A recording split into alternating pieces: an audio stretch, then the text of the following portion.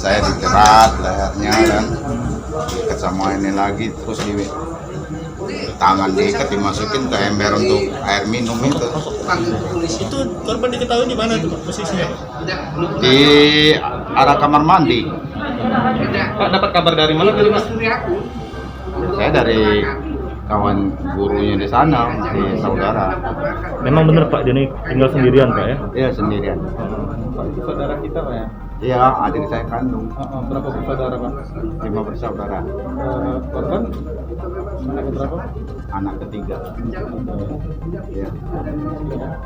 Terakhir Pak, nama ketemu dia Terakhir Saya ngobrolnya waktu Lebaran Idul Fitri melalui HP, tapi dia nggak bisa di sini karena masalah corona ini ya. Di Lebaran dia di jalur, kami di Palembang. ada curigaan apa? ada firasat mungkin Tidak. tanda-tanda firasat. Tidak ada. Iya, masalahnya ada budaya saya kan bukannya orang-orang nakal apa segala macam. Pak, tadi itu kalau kita kondisi adik kita ketemu di mana Pak? Di kamar mandi. Iya, dalam posisi apa? Di, dalam ember Pak. iya, di dalam ember kepala ke bawah tapi kagak. Pak waktu di terakhir ngobrol di HP itu ngomong apa Pak? Ya, maaf lahir batin lah namanya Lebaran kan. Dia nggak bisa Lebaran di Palembang karena Pak mungkin ada kenangan apa Pak yang tak terlupakan dengan adik?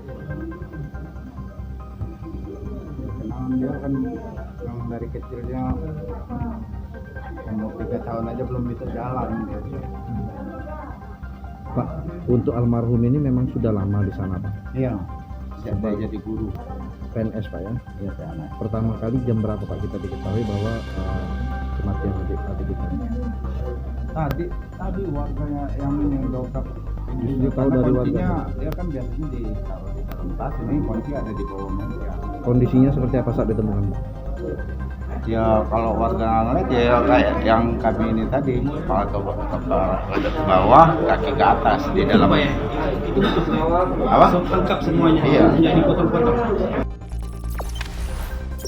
Jangan lupa subscribe, share, komen, dan like ya.